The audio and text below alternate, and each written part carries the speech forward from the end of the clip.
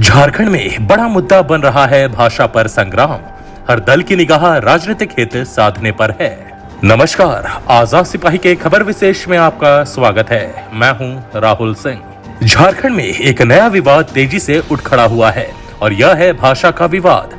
राज्य सरकार द्वारा भोजपुरी, मगही और अंगिका को राज्य की भाषा सूची से हटाने और उर्दू को इसमें शामिल करने के फैसले ने विपक्षी भाजपा को एक बड़ा मुद्दा थमा दिया है, जिसके सहारे वह सत्ताधारी गठबंधन को घेरने की पूरी तैयारी कर चुकी है।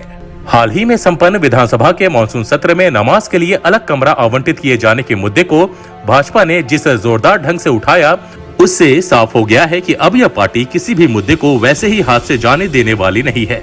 सबसे बड़ी बात यह है कि सरकार में सहयोगी कांग्रेस और राजद में भाषा के इस विवाद में खुद को भंवर में घिरता दिख रहे हैं, क्योंकि भाजपा उन्हें भी निशाने पर ले रही है। उधर कांग्रेस की ओर से इस विवाद के हल की भरपूर कोशिश की जा रही है और उसके कतिपय विधायक इस दिशा में पहले शुरू भी कर चुके हैं। इधर सरकार का नेतृत्व कर रहे झामुमो ने अपना नजरिया स्पष्ट कर दिया है और उसे पता है कि इस विवाद का अंतिम परिणाम उसके ही पक्ष में आएगा, क्योंकि झारखंडी अस्मिता की एकमात्र रक्षक के रूप में लोग उसकी तरफ ही देखेंगे।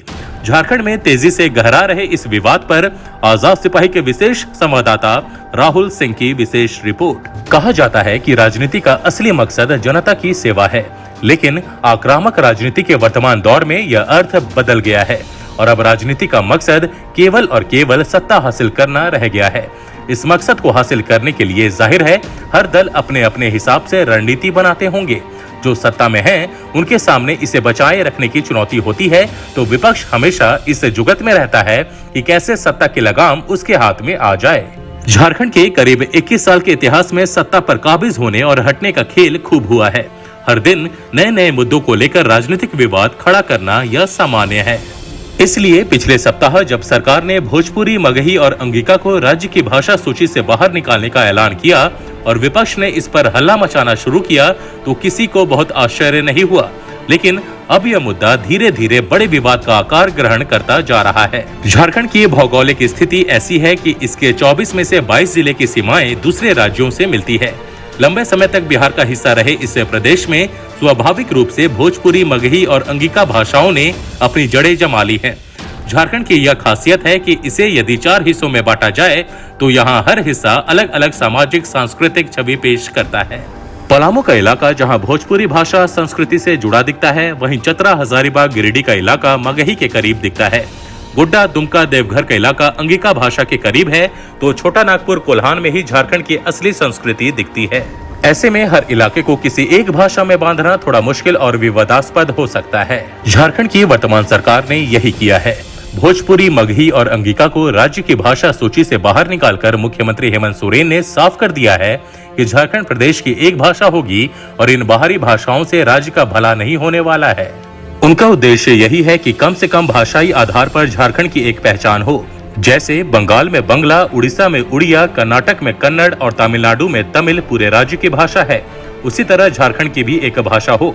सरकार का यह उद्देश्य देखने में तो साफ सुथरा लगता है, लेकिन इस संवेदनशील मुद्दे को इतनी आसानी से अंजाम तक पहुंचाया जा सकता है। हालांकि हेमंत ने साफ कर दिया है कि भोजपुरी, मगही और अंगिका के माध्यम से झारखंड को एकजुट नहीं किया जा सकता है, लेकिन यह भाषाएं झारखंडी समाज में इतने गहरे पैठ बना चुकी है, इन्हें नजरअंदाज करना भी आसान नहीं है। दूसरी बात यह है कि झारखंड की आबादी की संरचना बताती है कि यहाँ क्षेत्रीय भाषा का इस्तेमाल करने वाले लोगों की आबादी केवल 36% है। ऐसे में 64% आबादी को इन क्षेत्रीय भाषाओं के इस्तेमाल के लिए तैयार करना किसी भागीरथी प्रयास से कम नहीं है। वह भी वैसी स्थिति में जब इन क्षेत्रीय भाषाओं के संवर्धन का न तो मजबूत नेटवर्क है और न संसाधन। लेकिन कहा जाता है कि शुरुआत तो शून्य से ही होती है। झारखंड सरकार ने शुरुआत की है और लगता है कि वह इसे आगे भी ले जाएगी, लेकिन विपक्षी भाजपा ने इसे बड़ा राजनीतिक मुद्दा बना लिया है और वह इसे लेकर झामुमो के साथ साथ सरकार की सहयोगी कांग्रेस और राजद को भी कटघरे में खड़ा करने लगी है। भाजपा के प्रदेश अध्यक्ष सह सांसद दीपक प्रकाश से लेकर आम नेता तक झारखंड सरकार के फैसले की खिलाफत करने लगे हैं। उनकी दलील है कि भोजपुरी, मगही और अंगिका को झारखंडी समाज ने अंगीकार कर लिया है, इसलिए इन्हें सरकारी सूची से बाहर करने का कोई औचित्य नहीं है। भाजपा के स्टैंड से सबसे अधिक परेशानी कांग्रेस और राजद को है, क्योंकि ये दोनों सरकार में सहयोगी हैं।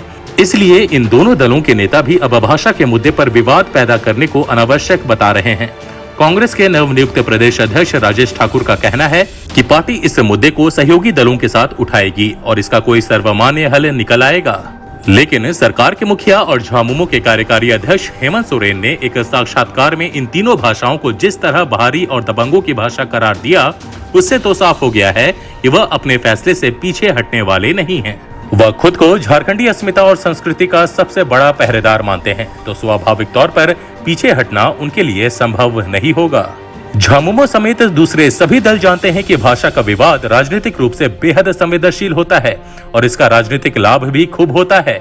इसलिए हर दल अपने अपने हिसाब से इस मुद्दे पर आगे बढ़ रहा है। वैसे इस बात में कोई संदेह नहीं है कि झारखंड में शुरू हुआ भाषा का यह विवाद इतनी आसानी से शांत होने वाला नहीं है और इसकी आंधी में कौन कहां तक उड़ेगा, इसका अंदाजा अभी लगाना मुश्किल है। आज के आजाद सिपाही के खबर विशेष में बस इतना ही। देश विदेश की तमाम बड़ी खबरों के लिए आप पढ़ते रहिए अपना लोकप्रिय दैनिक अखबार आजाद सिपाही। और हाँ, आप हमारे इस YouTube चैनल को जरूर सब्सक्राइब करें। धन्यवाद।